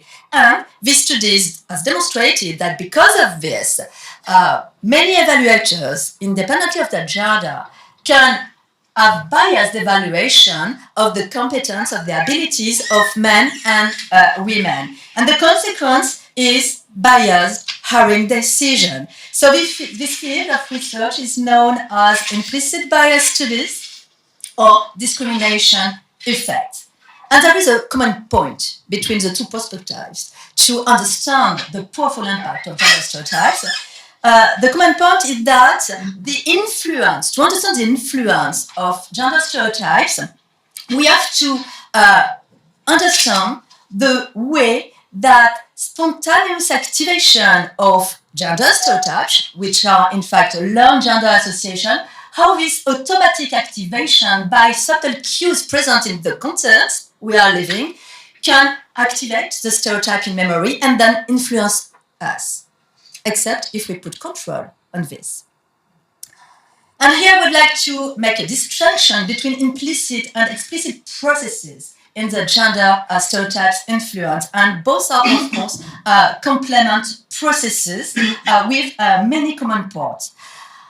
So the content of the stereotype is quite simple, and it is normal because the function of gender stereotypes and the function of all social stereotypes is to simplify the context, to simplify our environment. So the gender stereotypes in science is very simple in its content, and it's simple such as men are associated to, of course, leadership and STEAM abilities, which is not the case for women. We are associated with empathy, good chance, and also good chance, humanities abilities and of course care abilities, but not mathematics abilities, which is what the gender stereotype is saying about ourselves. And what about the implicit components? The implicit components mean that because we are exposed to these stereotypes since the beginning of our life, and we know that all gender stereotypes are acquired by children by the age of 4, and these gender stereotypes are encoded in memory in their automatic components since the age of 6. Which means that at 6 years old, boys and girls, when they think about math, they think about boys, and when they think about reading, they think about girls, and not the reverse. This is what we are talking about when we are talking about association that are automatically activated in relevant context. And an important thing is that this implicit component of gender stereotypes are not necessarily unconscious. This is something a mistake about that. Implicit does not equal to unconscious. Implicit bias can be conscious, but that can influence us unconsciously. It's not the same. And the good thing, and we will see that later, is that this part of the influence of implicit gender stereotypes on our judgments and behaviors can be controlled when we are aware of this and we want to limit, we are agree to limit the influence. The explicit part is the conscious part of the gender stereotype, so conscious attitudes and explanations about gender differences. And as I said just before, there are many people in our countries today, both male and female, who are going to explain to you, oh, sorry, but the underrepresentation of a female in STEM fields is very easy to explain. And simple explanation are really the best. If they're not there, it's because they have not the abilities to be there. So do not forget the big influence of gender stereotypes about what we can think about situations. And their shared motivation to regulate the bias. So if you think that there is no problem and if women deserve the play they are and the pay they earn, so if it's okay, there is nothing to do. So if I think that there is nothing to do, I'm not going to be careful about my decision process during the hiring processes. So explicit bias can justify or inhibit implicit influence of gender stereotypes. This is the important thing I'm going to try to explain to you with several findings. Our work with my colleague, the work I'm going to present today here, is to understand how the implicit and explicit processes of gender influence of gender stereotypes can interact to influence ourselves. And one of a well-known experimental study by Moss Rakusin and colleagues, I know that everybody here knows this interesting result, was a kind of the beginning of our own study. So what did they do in this well-known study? They tested whether identical CV were evaluated differently depending only on whether the applicant was presented as a male or female. But the CV was exactly the same. It was presented to both male and female professors of 6 top US universities who know how to evaluate quite objectively the CV of young researchers for first job in STEM fields, so they're very rational evaluators. They know how to evaluate scientific CV. And the evaluation grade was exactly the same. They had to evaluate the competent. They have to say whether they're going to hire or not this candidate. They also had to say whether they wanted to mentor their applicant once recruited. And they were also asked to propose a salary for this first job. So keep in mind, please, that the CV was exactly the same. So no objective criteria can be taken to explain the difference that were observed. And the difference were first, if we look at the male decision, so male professor decision, what's happening here? The female CV on the 3 first criteria, competence, hireability, and mentoring, was systematically evaluated as less positively compared to the male candidate. This has a name.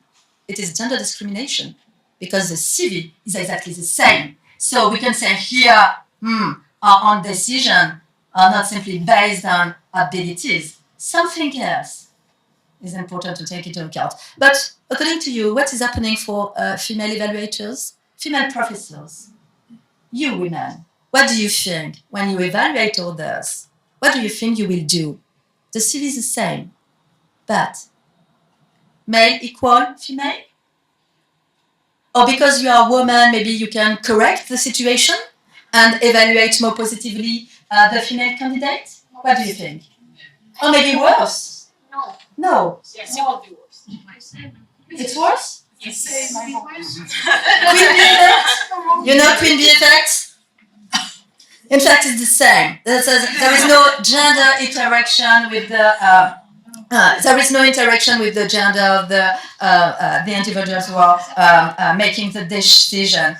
May I say we are in the same society. Exactly. Thank you, Marie. Of course, yes. We are in the same society, and we are exposed to the same gender stereotypes. But it is important to focus on that because, as you may know, many people believe that women are less biased than men. It's wrong.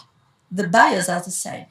And the bigger gap was obtained for the salary proposed for this first job. I'll let you think about these results, and also you have observed, I'm sure, that independently of the fact that the female candidate will earn less than the male candidate, if you look at the graph, there is also a main effect of the gender of the evaluator, and for both the male and female candidate, the women decide to give less. Do you know why? Have you got an idea? Because they hear less. Yes, exactly, because women earn less. So when they have to decide how many I'm going to give to this candidate, what is the reference point? My reference point, my own salary. And female salary is lower than male salary, even at the university. And if you are not sure about that, have a look on your own social report of your university, and we'll discover the big gender gap at the university, even if you're on university. So our research was very interesting and very impressive because it is experimental design. So with the experimental design, we can say with equal abilities, there is gender discrimination. We cannot do that in real life. It's too difficult. Nobody in his own university is able to say, oh, there has been a gender discrimination or other kind of discrimination in my university based on gender. No, it's impossible because CV are always different. And it's normal. So we cannot. But we have to understand whether or not such gender discrimination can exist even if it's not voluntary. So what we did, this is a study we conducted in a real academic hiring in the CNRS in France. And in fact, it was a study that was wanted by the governing body itself from the CNRS. And why? Because they had observed during many years that at the senior position, so at the elite position of the CNRS, many women, outstanding researchers, encountered barriers to advance in their career, and it was not normal. So they wanted to know whether there would not be some implicit gender bias, so not voluntary discrimination from the committee members, but maybe implicit discrimination that could explain this important gap and this underrepresentation of women in the senior position. So we wanted to test whether implicit belief predicts real-world hiring decision in academic science as a function of explicit belief. So it was the interaction between the two components in which we were interested in. And why? Because explicit beliefs can amplify the effect of implicit bias on behavior or reduce it, in fact. And there were, according to us, two alternatives. Gender discrimination can be increased when decision makers who endorse stereotypes assume themselves to be objective and rational actors. Or explicit beliefs can promote executive control to inhibit the implicit part of the gender stereotypes and counteract the effect on it on our own behavior. So the governing body of the CNRS allowed us to conduct a 2-year study. So during 2 consecutive years, we followed the same 40 committee composed of the same members. This is important to keep in mind. It was exactly the same people during 2 years who evaluated applicants. And also, as you may know, the CNRS has a wide scientific spectrum from mathematics to physics to chemistry, since social sciences. So 40 committees. Oh, by the way, among the 40 committees, one did not want to participate to the study, and I'll let you imagine in which disciplines it was. I don't say it for now, you will say it after. So what we did? During the first year, we asked to all committee members several things. First of all, concerning the implicit part of the gender stereotypes, we helped them to take the well-known implicit association test to examine whether the gender science stereotypes was well encoded or not in the semantic network in the memory. As you may know, this is a reaction time categorization task. You only use your two fingers to answer, and you have to categorize as soon as possible and without mistakes some words into the category. So it's a very, very easy task, but when you took it, you can feel that sometimes there is a problem that prevents you to be as fast as you would like to be, because the information that are provided is not congruent with the gender stereotypes, and you feel it. And faster responses typically reflect stronger learned associations in memory. So this is the implicit component. For the explicit component, we help all the committee members to express their beliefs about possible causes of gender differences in science. So we asked them to tell us what they were thinking about discrimination against gender, about family constraints, or many said, of course, about women's unwillingness to choose these careers. We all know this easy provided explanation, and also whether or not it was due to gender differences in ability. And the first findings right now, in fact, among the 40 committees, half of them, independently of their scientific background, half of them said gender discrimination at the CNRS. No, we do not discriminate against women. No. To explain female underrepresentation at the CNRS, it's because of family constraints. Okay, it's about women's unwillingness to candidate because they do not want to have such responsibilities, so they don't want to go there. Only a very few said it was because of gender differences in abilities, but only a few. But half of them said no, it's not about gender discrimination. So the other half says, oh, maybe we have to be careful about gender discrimination because it's complicated. So maybe it's a mix of social factors. So maybe there are family constraints, of course. Maybe there is self-authorship, of course, imposter syndrome and so on. But we have to be careful about gender discrimination. As you will see, this difference of opinion will make a huge difference in the results. And this one only for the first year. So during the first year, all the committee members knew that they were examined, observed by a scientific team and by the governing body of the CNRS. So imagine how be careful they were when they took their decision. Okay, but we were not interested in what they did the first year. What we were interested in, it was what they did the second year. Once the research team was not there anymore, we were not talking anymore about the study, but the study was still going on. No need to have them to take again the IAT. We had the answers. No need to ask them again what they thought about gender discrimination and so on. We had the answers. So the microscope was not there anymore. And this will make a big difference. But for the 2 years, the governing body of the CNRS gave us important information about the applicant pool, and the decision of each committee, so that we were able to compute the adverse impact index, which is a ratio that takes into account the ratio of men and women in the applicant pool.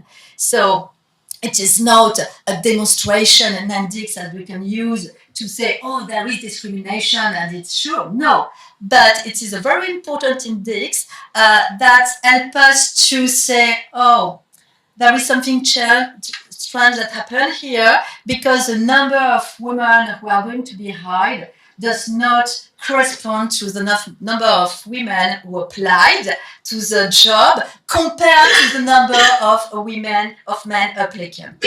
So this ratio is important. When it is equal to 1, it is okay.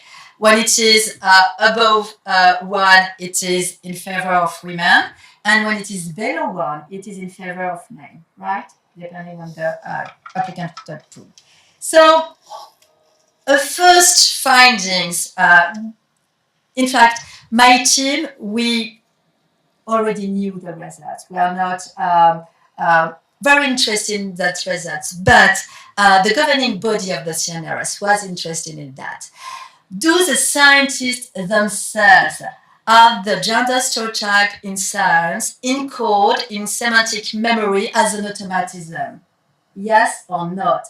Are the scientists themselves different from other countries or different from the general population in France? And what you've got here in the graph are the results from an area study that was conducted by a Mosaic and collaborator and published in 2009, and that showed that the score of the IAT in 61 countries, and in which there were the French general population, and as you can see, the score is quite high, which means that yes, the gender stereotype is stored in memory as an automatism. What about the French scientists from the CNRS? Are they different because they are big researchers, because they know for most of them how cognitive biases are functioning?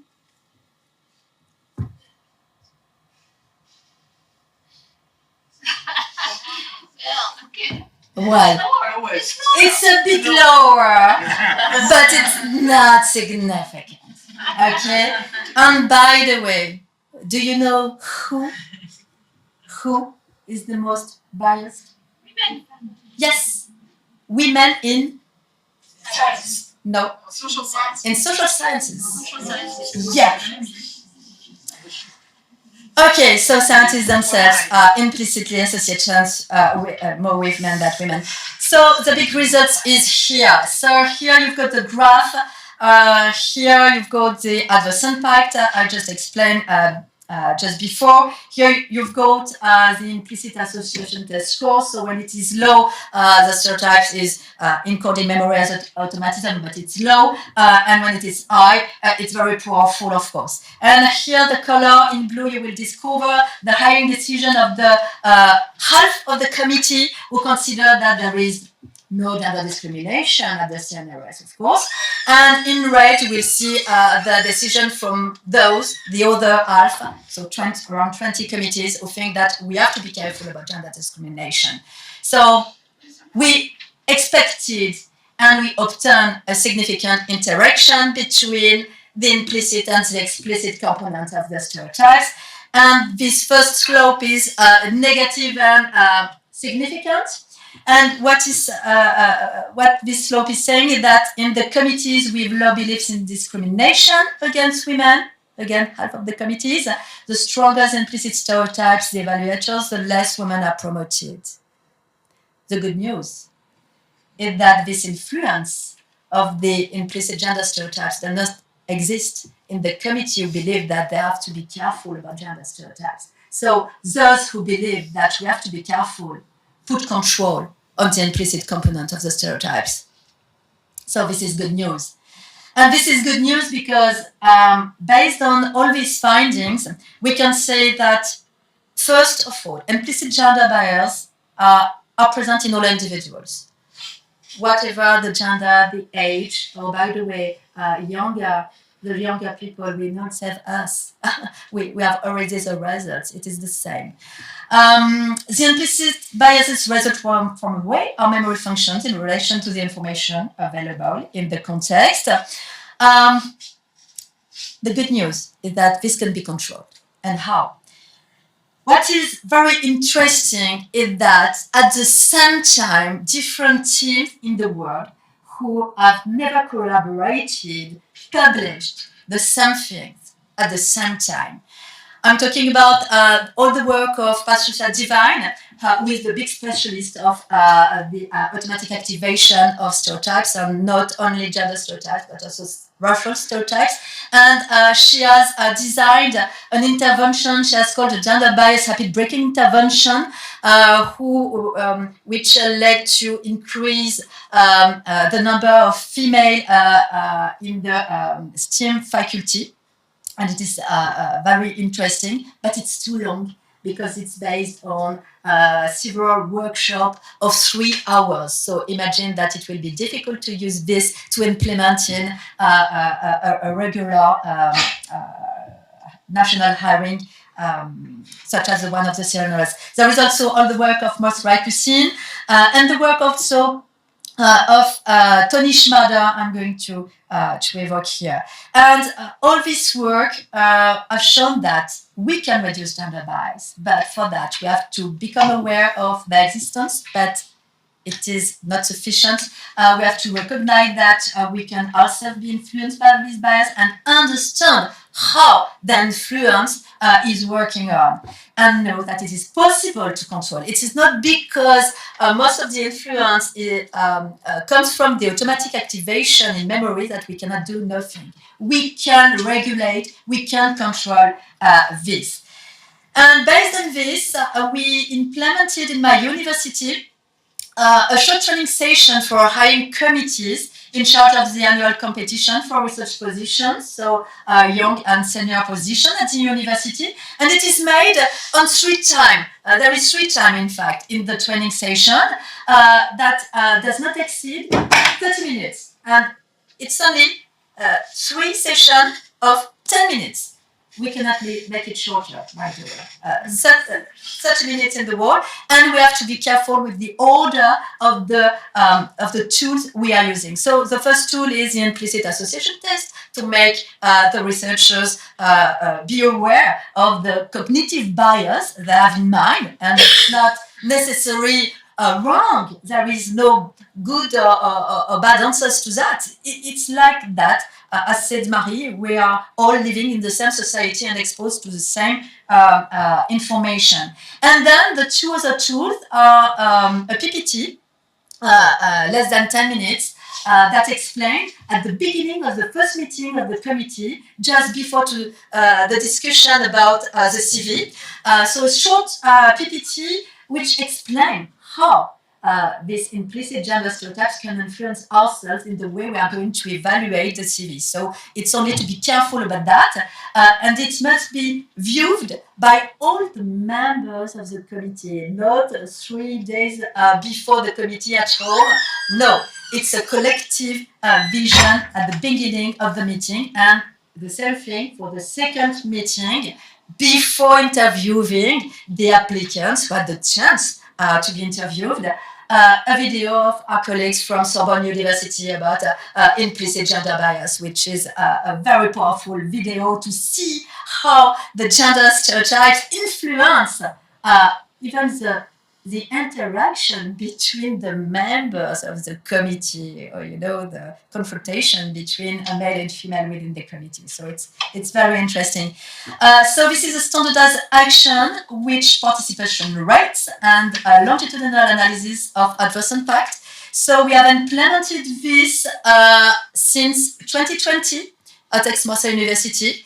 We use it each year, even if some of the committee members are the same. And imagine, many colleagues say, "Oh, Isabelle, we have already done that last year. Are you sure we need to do it again?" Yes. And I explain why, okay? It's only a such session to make our mind be aware of the cognitive biases, okay? It's not a vaccine.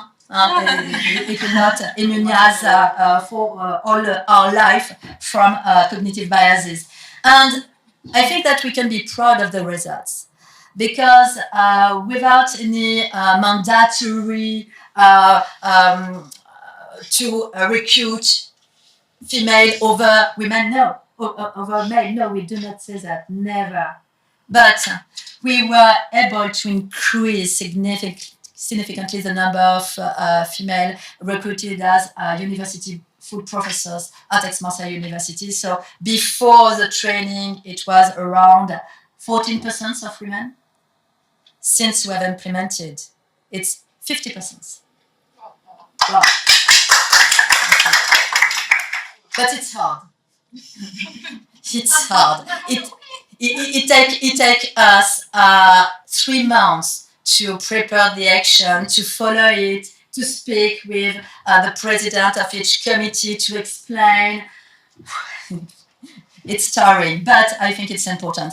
And I would like to end by sharing you another big project that is funded by the European Union since 2023. And this is a project that will end in April this year. It was a project that was asked by Lebanon, Algeria, and Tunisia to work with them to develop, to elaborate tools that could be appropriate and adapted to their own culture, to their own institution, to try to change the institutions, their own institutions. Since this project we followed, the aim is to increase women's access to the highest decision-making position in the university. It's very hard, but I think that we did it, and what we did is that we were able to elaborate all together important tools. Okay, for many European universities, the reaction will be, oh, but we have already tools to collect gender data. Not in these countries. And how do you do? What kind of data are you going to collect? What do you think that are available? And what kind of parity index are you able to compute and allowed to compute? It's not the same, okay? So it was quite hard, but we did it. And now all the universities from our partners are using the tools and make available the analysis. And the analysis, the result is that there is a persistent cross-national glass ceiling. So maybe we have to think more about what we call the gender equality paradox, because it does not correspond to all the reality, in fact. So we have to be careful. We also developed guidelines to deal with sexual harassment and gender-based violence in this university. What can we do to implement such units and to make them be efficient in the university? Just a surface unit, but a unit that is really working on. Of course, drafting gender equality action plan. And also, we have implemented all the training sessions to fight against implicit gender bias in the hiring process. And there is already a MOOC available that is free and that is available from our work in this Erasmus Plus project. So I thank you for your attention. I thank you all the team for We Followed. And I hope that we will able to continue, and we are for now thinking about how to get money to continue the project, and we have 10 more universities who want to join us to continue the work. Thank you.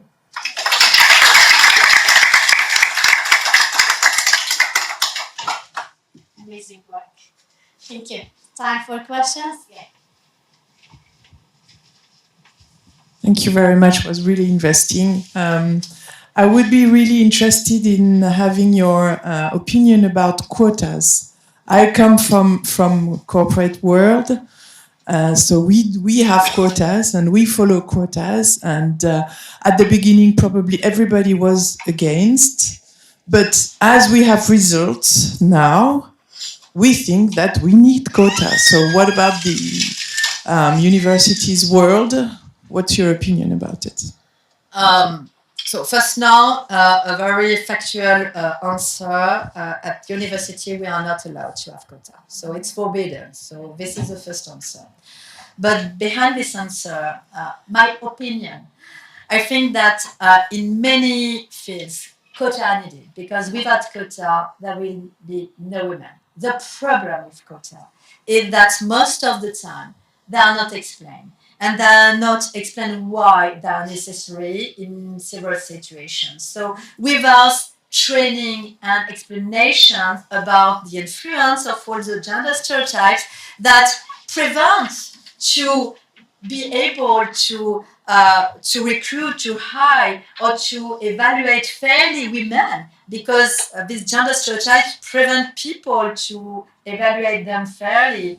We need quota to help the society change, but that should be explained. Without explanation, what people keep in mind is that positive discrimination that is made to hire incompetent women compared to highly competent men. Okay? And even women, some women are against that. Okay, because of quota, many women, especially in the highest senior positions, full professor, etc., are systematically called to do that, to do things, and at the end they say, "Oh, okay, so you're asking me not because of my abilities, but because I'm a woman, so it's a big problem." So it's difficult. We have to explain that. Thank you very much, Isabelle. I'm very fond about your work, and I appreciate your result. Fantastic result to go from 14 to 50% increase in position. However, your work with European and foreign country, as you said, you have other bias that are not included, and I'm not sure you will obtain the same results for two reasons. If I take China, for example, or South Korea, you have tremendous number of female mathematicians, more than in France or even the USA. However, none of them will have a top job leader. Why? Because you have cultural, religious, and it's completely different. So that's why I'm not sure if that sort of job will work in some countries. I think it's interesting to include women, yes, to show that you have equality. You have them in Saudi Arabia, for example. A lot of scientific women, but they will never get the job because there's another bias that it's beyond our explanation. It's because you have religion and cultural problem. So I'm not sure if you will obtain these results if you include that sort, or maybe change your aim in your research, what you want to show. If it's to have more students, yes. No. If it's to have top position, no. Some country will never get there. I mean, we have to confess that it's beyond our capability. Do you agree with that? Yeah, thank you. Yeah, of course, it's very hard, but it is why we made this project. And it was a very specific demand from this country, Tunisia, Algeria, and Lebanon. And you're right, within the students, there is no problem. In fact, men are underrepresented in all fields. This is a fact. But top positions are for men, not for women. So we showed that, and we have that in mind. But I think that the first success we have with this project is that we were able to make the university partners of this project to get gender data and to analyze them. This is the first time. And to make them be public. It has never been before. So this is the first success. And data are data. So you cannot transform them. So the analysis of the gender data is the first success. The second success is that, imagine, we were able to implement units to have the reports of the sexual harassment and gender-based violence. It's now operating in these universities. It's a second success. You should include Asian country, particularly India, because it's not. Sorry. It is. I understand. We first concentrate and focus on these countries. I will add maybe the biggest difficulty. And we have it in mind, but by the way, it's the same in France. Is that all we have done we were able to do it because the president of the university, of all the university, agreed with that.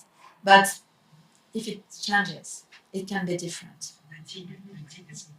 Yeah.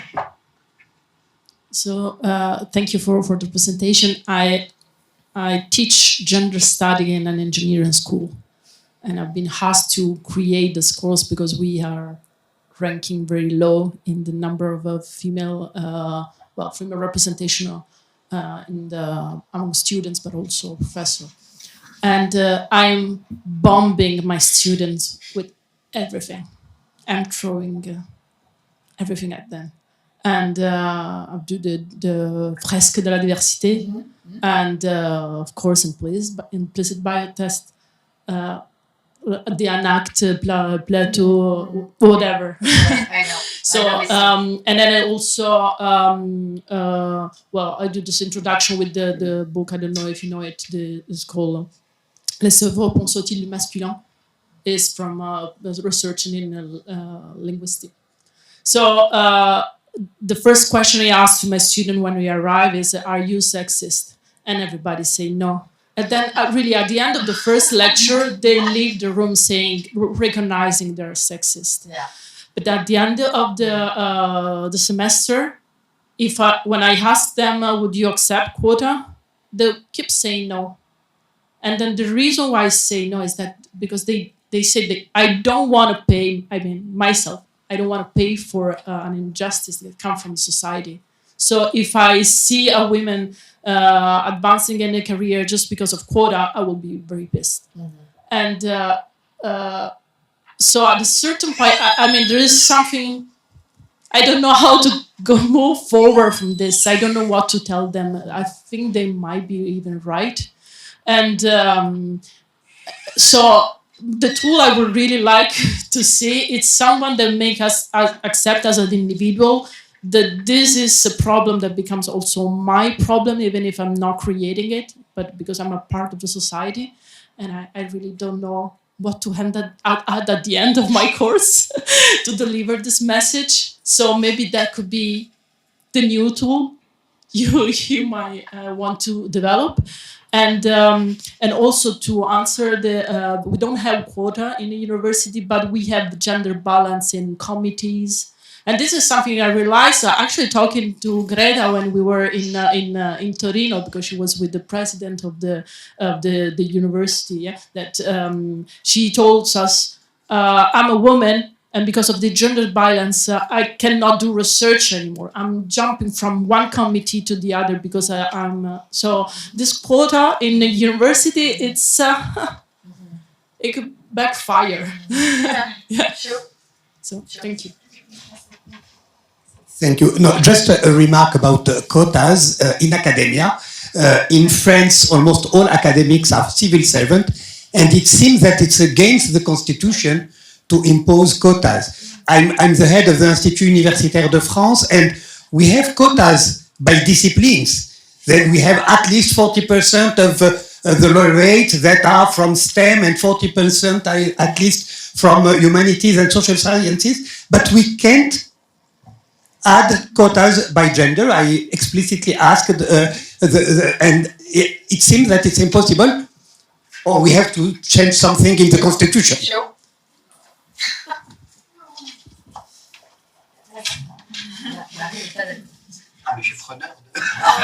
Sorry, I have a lot of things to say, but I'm going to be very fast. Well, quotas, you have quotas for people who don't have enough money, and it's not illegal, okay? So we have half the population, and it would be illegal. Come on. This is a pretext. I don't know how to say that, but this is a pretext. I don't believe in that. The other point is that, in any case, women, when they're hired or promoted, they think they're being promoted because they're women. There's no quota, and they think they are promoted because they're women. Okay? Anyway. And there was a system of quotas a long time ago for École Normale Supérieure, it's a very, very high ranked, by concours. And the women were recruited, almost half the women and half the men. And they were as good as men. Come on, this is incredible what the society is saying. This is totally cultural, okay? And I had another point, but I don't remember. What can I say? Okay, I'm sorry. Okay, thank you. Thank you, Marie. Okay, thanks. So super impressive. And I'm just really curious, having like advocated for women like for so long and trying to teach in this space, how did you manage to convince your university to let you do this? So how did you manage to do the study where you actually, because like actually going from like theory and making the arguments to actually being able to implement a practical, experiment, I think is really difficult, right? So I'd be really curious to know, like, how did you do it? How did we do the seminary studies? How did you convince your university to let you? The university to implement. Oh, well, in fact, the first thing is that when the new president of my university get this position, he asked me to be a vice president devoted to gender equality because he knew my research publication on this topic, and he said, I want someone who will be able to implement actions based on scientific research. And my first answer was to say no. Because I like research and it is my job. And I'm not a politic. I'm not a political woman. I'm not. I wanted to keep touching and finding things and publishing. But after I thought about that and I said, oh, in fact, it is the first time that someone who has a big position in the biggest French university, which is Marseille, and he asked me to implement actions based on research. Oh, I cannot say no. So I came back and said, well, okay, but are you sure you give me white card to implement actions? This means money and mean people to help me because I'm not going to do that alone. He said, whatever you want. And he did it. But it's luck.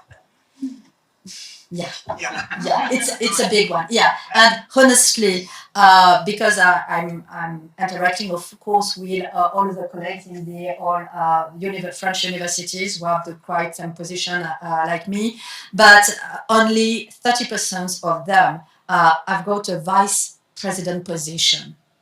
Only 30%. The others are only reference, and this changed things because since I'm vice president, if I've got a problem, I call the president. I've got nobody between me and the president, so it changes things.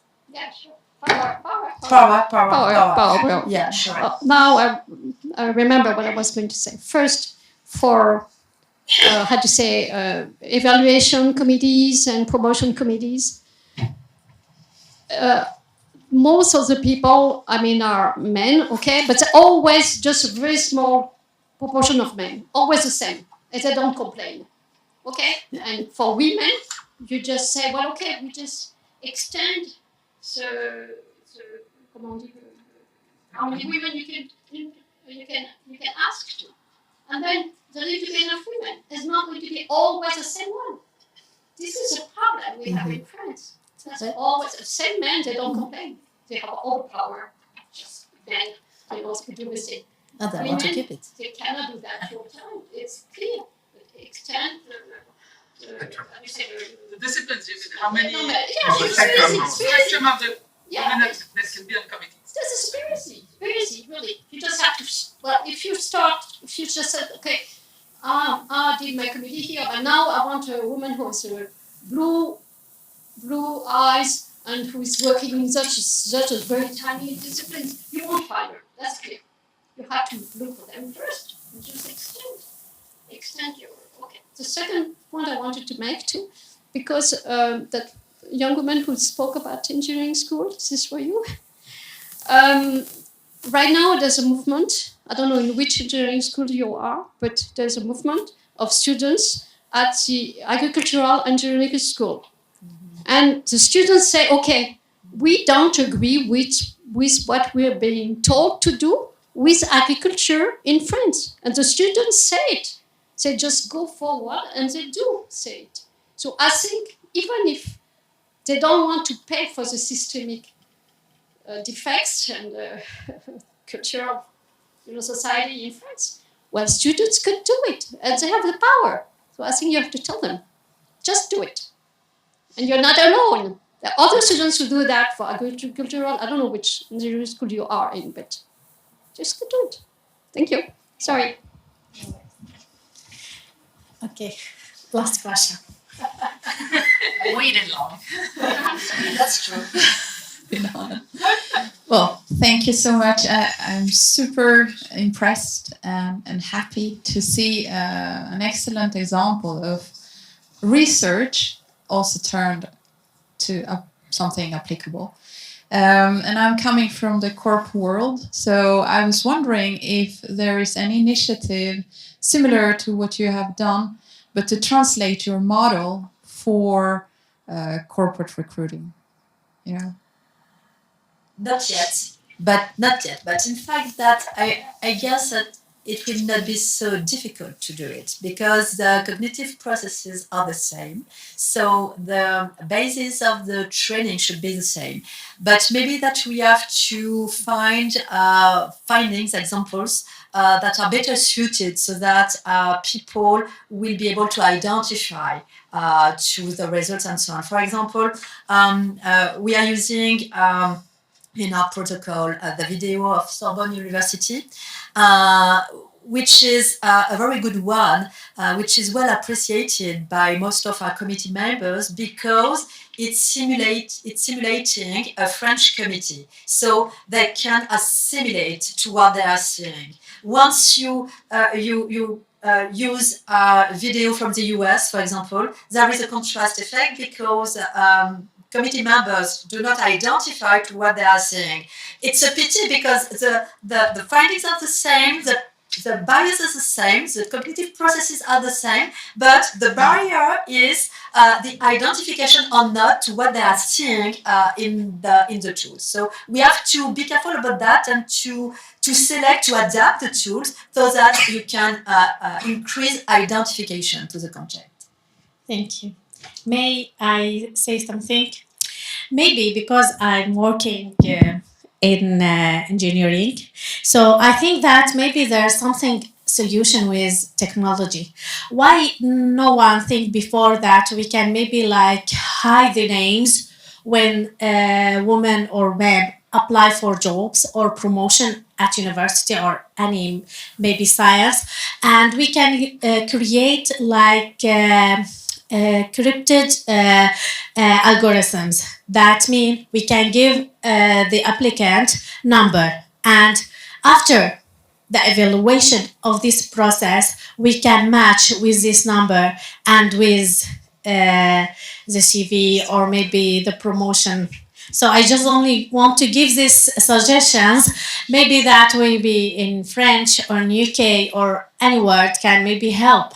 Okay, so I think that, yeah, it could be, but there are several studies that have been done on that. So first thing, it will be very difficult in academic field to blind CV because it is a small world and we have to read the papers and we have to, so we know who is behind. So it's quite difficult. But there have been several studies conducted on the blinded CV effects, and the results is that there can be a backlash effect. I mean that when the evaluators have written applicants for the interview, and if they believe it is a man and they discover it is a woman, the result can be a backlash effect. And it is exactly the same thing for cultural origin, for example. So backlash effect is difficult to control. And backlash effect is a sanction towards someone who is not what we expect, depending on his group. Yeah. Thank you so much.